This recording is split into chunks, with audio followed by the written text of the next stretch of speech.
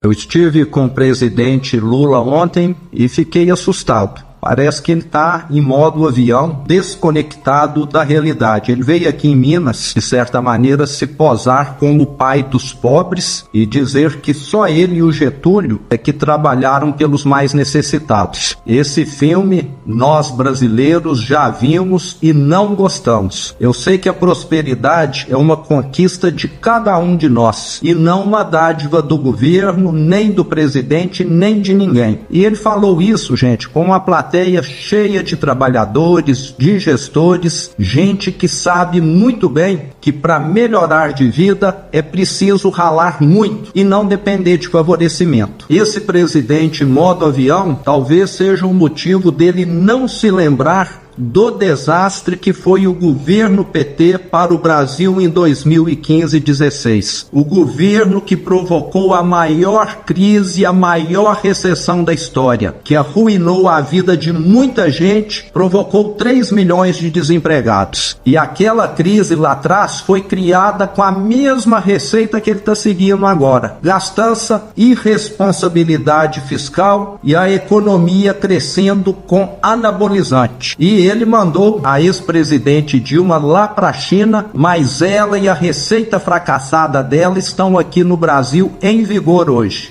Olá, infelizmente esse vídeo é para denunciar mais um assalto ao bolso do nosso sofrido povo brasileiro. Lula segue sua história de encher o bolso dos banqueiros enquanto fragiliza a população brasileira. Eu explico. Em janeiro desse ano de 2025, o nível de famílias endividadas no Brasil foi de nada menos do que 76,1%. Isso mesmo, quase 8 de cada 10 famílias brasileiras estão endividadas. Prestem bem atenção, essa é uma das maiores proporções de famílias endividadas do mundo. Pior, no começo desse ano, 1/5 dos brasileiros estava comprometendo mais da metade dos seus rendimentos com dívidas. A política de juros de Lula é um câncer mortal, porque esse fenômeno do endividamento e da inadimplência está tão generalizado entre as famílias quanto entre as empresas pelo Brasil afora. Nada menos do que 73.700.000 brasileiros seguem humilhados no SPC. Pois bem, Lula agora, com esse nível explosivo de endividamento, anuncia uma das maiores imoralidades de que eu já tomei notícia, olhe, em minha já longa vida pública. Ele vai estatizar os riscos dos empréstimos consignados dos trabalhadores da iniciativa privada, no mesmo passo em que, desavergonhadamente, deixa frouxo, livre para os bancos cobrarem a taxa de juros que bem entenderem e quiserem. Isso é a cara do PT. Simplificando, o FGTS, você sabe, é uma contribuição que foi criada para gerar uma poupança a ser eventualmente sacada em ocasiões raras, difíceis, específicas, como a demissão sem justa causa ou a compra da casa própria, por exemplo. O FGTS é, portanto, um estoque de poupança popular que foi vinculado principalmente ao financiamento de moradia para o povo e saneamento básico para as periferias. Mas na contramão da história, Lula e sua banda de pelegos partiu para privatizar de forma vil esse fundo também. Pior, o dinheiro vai parar no bolso insaciável dos banqueiros de novo. Pelas regras que Lula está ditando, um trabalhador da iniciativa privada vai dar parte substantiva do seu FGTS para o cartel dos bancos. Seja nos juros escorchantes, está se falando no mercado em até 40% ao ano, seja entregando sua poupança, seu FGTS, da vida toda, como garantia se não puder pagar os empréstimos. E quando perdeu o emprego? E se pretendia juntar alguma coisa para comprar uma casinha? E ao se aposentar, precisando desse dinheiro, sem essa poupança mais para dispor? Nos serviços públicos, nos servidores públicos, há uma espécie de conselho vigiando essa esculhambação dos créditos consignados. Entre os aposentados, também. Num e no outro, há um teto para os juros.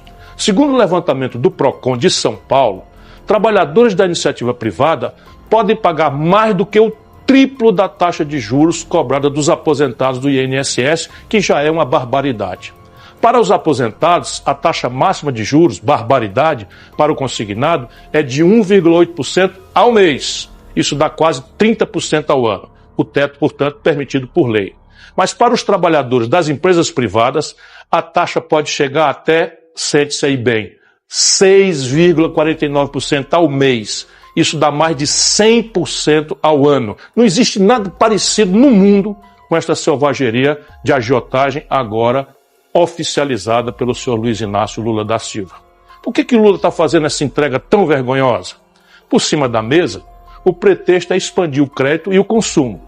Estes mesmos, crédito e consumo, que o seu Banco Central atua selvagemente para conter e restringir via a maior taxa de juros do mundo. Numa situação e na outra dessa aparente contradição, pula a resposta: o ganho sem limites do cartel dos bancos. Eu fico pensando em quanto terá sido a enorme propina para que essa imensa negociata seja anunciada. Vocês acham exagero? É que vocês não sabem, como eu, como é que nasceu o mensalão. Foram os pau-mandados de Lula vendendo o cadastro dos aposentados do INSS para o Banco Rural. Ou vocês pensam que eu esqueci que Lula entregou no dia 28 de dezembro de 2023 agora, nada menos do que 93 bilhões de reais de precatórios pelo valor de face a bancos que os tinham comprado recentemente por até metade desse valor? Em tempo, Lula deu aos bancos também o direito de fazer crédito consignado em cima do Bolsa Família e do BPC. Eu, nem ninguém, deveria ter mais nenhuma surpresa. Vocês imaginam um pobre entregando quase um terço do que ganha, que não é suficiente nem para comer, em juros para banco? Se imaginam e não sentem o estômago revirar, perdão, tem alguma coisa muito errada acontecendo. Quem se lembra de Lula e o PT batendo dia sim e outro também na condução da política de juros do Banco Central, que até o final de 2024 era presidido por Roberto Campos Neto? Pois é, Campos Neto tinha sido indicado por Bolsonaro e, ao manter uma política de juros que interessa aos banqueiros e àqueles que vivem da exploração da agiotagem oficial, foi alvo de muitas críticas de Lula e dos seus porta-vozes. Mas, como eu sempre disse, essas críticas são apenas a velha e conhecida hipocrisia de Lula e do PT. Enquanto eles fingiam estar indignados, o Brasil seguiu pagando os maiores juros do planeta, alcançando o recorde de nada menos do que 918 bilhões de reais em pagamentos de juros apenas nos últimos 12 meses. Esse dinheiro saiu todo dos cofres públicos, esse dinheiro que não foi para a segurança, que não foi para a saúde, que não foi para consertar as pontes que estão caindo aí, matando gente no Brasil. Só juro. Mas presta atenção em um simples fato.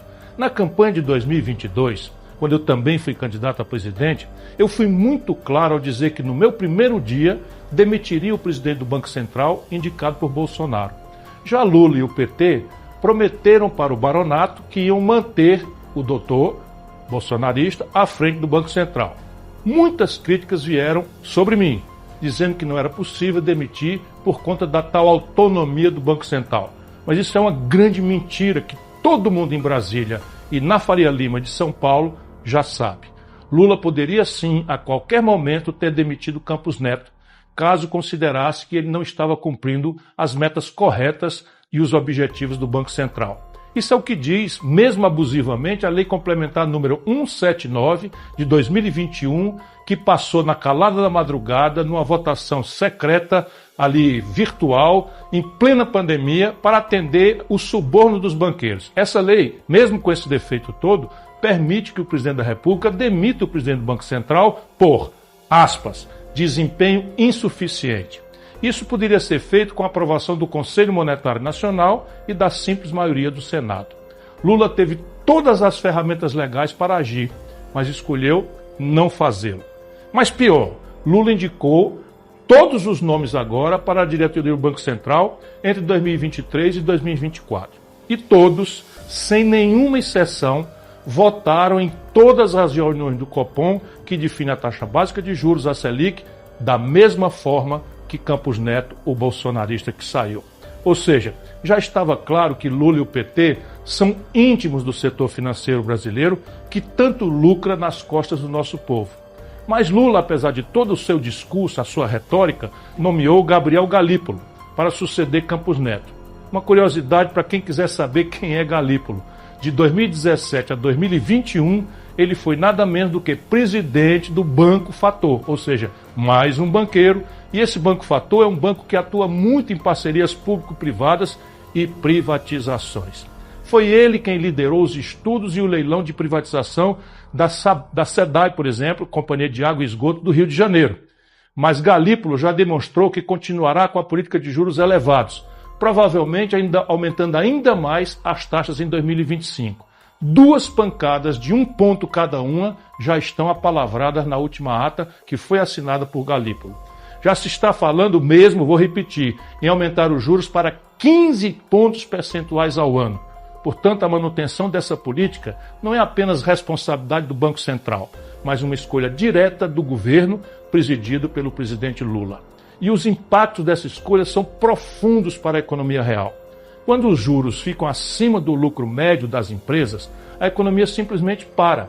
As empresas enfrentam grandes dificuldades, não conseguem fazer investimentos, não geram novos empregos e a atividade econômica desacelera.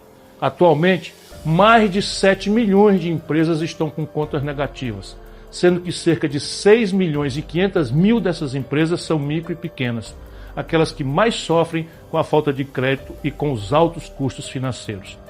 Além disso, os juros altos geram um aumento significativo na inadimplência. Hoje, mais de 73 milhões de pessoas, meu irmão, anote esse número, mais de 73 milhões de pessoas estão com dívidas vencidas, humilhadas no Serviço de Proteção ao Crédito, no SPC e no Serasa. Isso significa que uma enorme parte da população está sem nenhuma condição de honrar seus compromissos financeiros.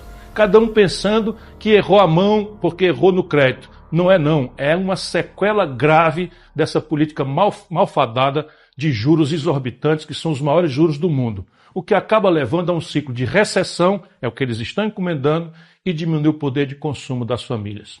Os impactos disso se estendem também ao mercado imobiliário.